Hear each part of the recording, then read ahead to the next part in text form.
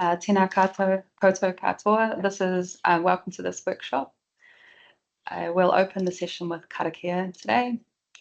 Tikina atu rā, te pūtake o ngā kōrero, I runga I te rangi Mārie, kia ngākau te tikaha, kia mau ki te honga tangata, ka whakamaua, kia tina, huie, taikie. I'm Cara Palmer Alcorn, and I'm the manager of the Media and Tourism Policy team here at Manatū Taonga, the Ministry for Culture and Heritage. We have sign language interpreters for the session today. We have Kelly and Rosie. If you need assistance in the breakout rooms that we'll go into shortly, please let us know via the Q&A function at the top of the screen. You can also turn on captioning. There will be instructions in the Q&A tab about how to do this.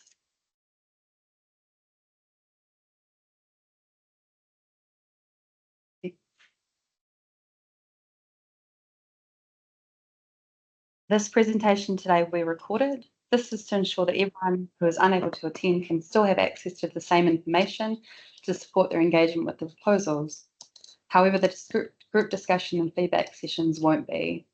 We take people's privacy seriously and will make sure that the collection, retention, and access of personal information is done responsibly and respectfully. All personal information shared during these sessions is held in accordance with the Privacy Act, the Official Information Act, and the Public Records Act. For more information about this, you can visit our website at mch.gov.nz/privacy. And I'd just like to add that please don't use AI note takers today. We don't have permission from everyone in the room to use these. So we ask you to turn them off. Thank you.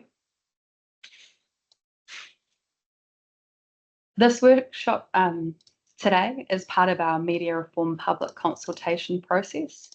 And I'd like to thank everyone for taking the time to join us today.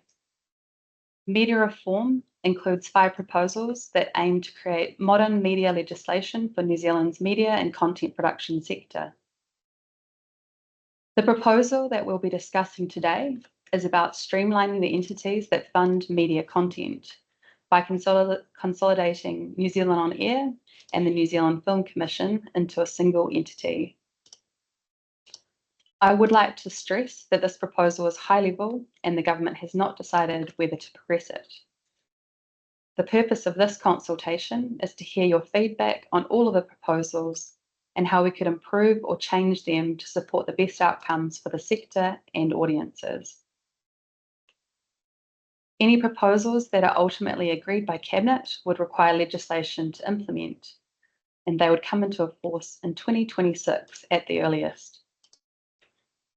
Today, I'll give a brief presentation on the proposal, and then we'll break out into groups for discussion. We'll come back together as a group at the end so that we can share key themes from your discussions. So to make the most of our time, I'll start the presentation now and leave space for introductions in the breakout groups.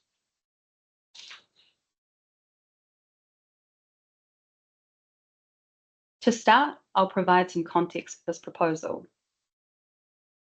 As many of you are aware, currently, public funding for television and film content is administered by New Zealand On Air, the New Zealand Film Commission, and Te Māngai Pāho.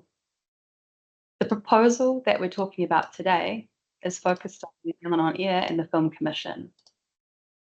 Te Māngai Pāho is outside of the scope of this work. There are 2 key reasons for this, which are related. Firstly, Te Māngai Pāho has a specific mandate, which is to provide te reo Māori by funding Māori language programming. Secondly, Te Puni Kōkiri, or the Ministry for Māori Development, is looking at ways to improve collaboration and outcomes across New Zealand's Māori language entities. That includes Te Māngai Pāho.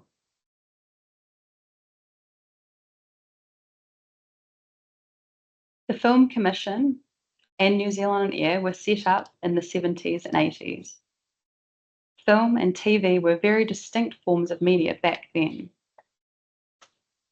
Over time, we're seeing more and more of what's termed media convergence. This describes how different forms of content are blurring in terms of how it's made and how we're consuming it. This trend is most obvious when it comes to TV and film. We know New Zealand and the Film Commission have distinct mandates and specific functions. But in line with how TV and film are converging, a key area of overlap has emerged in this space. We often refer to this space as screen, especially when we were talking about the screen sector. Some key examples of this overlap include that both New Zealand On Air and the New Zealand Film Commission provide contestable funding to support screen content to be made. Both support screen industry development and both administer rebates for different types of screen content.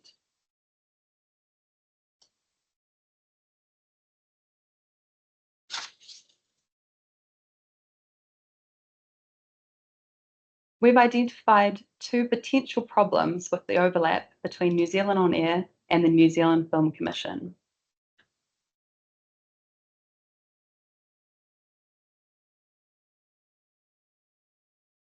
Firstly, this might be limiting how cohesively and strategically funding can be applied. This issue is basically about the overall effectiveness of funding in the modern context. Is it achieving the best outcomes for audiences and for the industry? The second problem or opportunity is around the potential for more efficiency in our Crown entity arrangements. Combining the two entities would likely create some ongoing savings, for instance, in terms of governance and overheads. And there might be some efficiency gains around initiatives that currently involve collaboration or co-funding.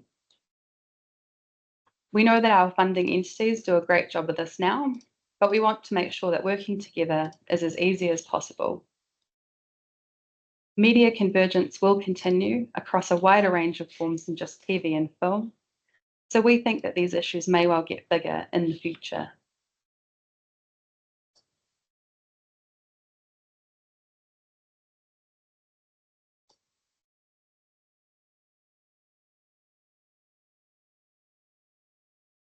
There are a range of approaches around the world to government funding for media content.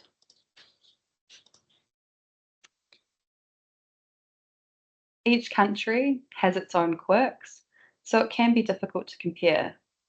But there are some themes we've identified in our initial analysis. Several of the countries that we compare ourselves to have a lead entity to administer public funding for screen content. Some examples include Screen Australia and Screen Ireland. Game development funding, which is a more emerging area, is sometimes managed separately. These lead entities often work with regional entities and government departments, which might also administer complementary funding or initiatives. Lead entities don't tend to fund journalism or media platforms, and music funding also tends to be administered separately, for instance, through Music Australia.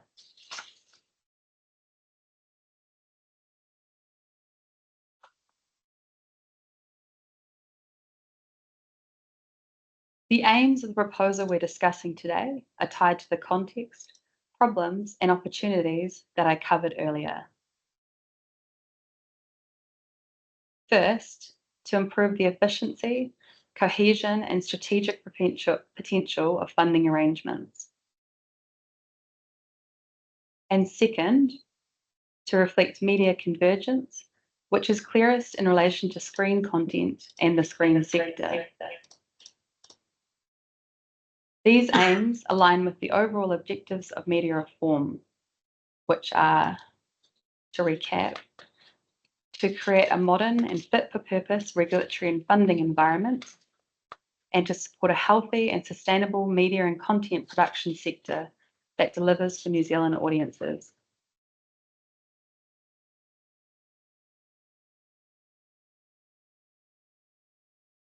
So,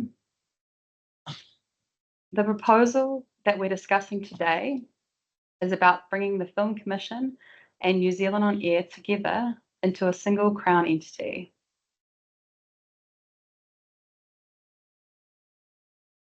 I want to emphasise that this proposal is not about changing funding levels, it's about the structural arrangements for delivering funding. The amount of Crown funding that entities administer is decided through the government's annual budget, and that wouldn't change. This consolidated entity would bring together the roles that each entity currently performs. New governing legislation would set out the entity's functions and powers. The central function would be to distribute public funding for media content. This content could be in any form that's currently supported by either of the entities, but also emerging in future forms of media. The entity would also have a role in supporting development of the sectors that produce that content, as well as the discoverability of funded content, both here in New Zealand and internationally. And the entity would continue to administer the New Zealand screen production rebate and the game development sector rebate. Finally, I want to flag that we've asked some specific questions in the consultation document about funding for media platforms. New Zealand On Air currently provides funding to some public media platforms, and we want to know whether you think this role should be carried through to the new entity. Again, this work doesn't propose changes to funding levels, so if the consolidated entity did not have this role, we would expect other entities to take it on. If you have views on this, we'd really like to hear about it in your submissions.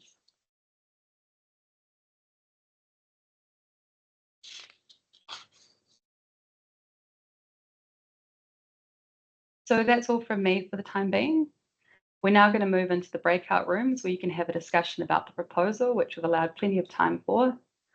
We'd really like to hear your views on the potential impacts of the proposal and what you think needs to be top of mind if the government decides to go forward into detailed design.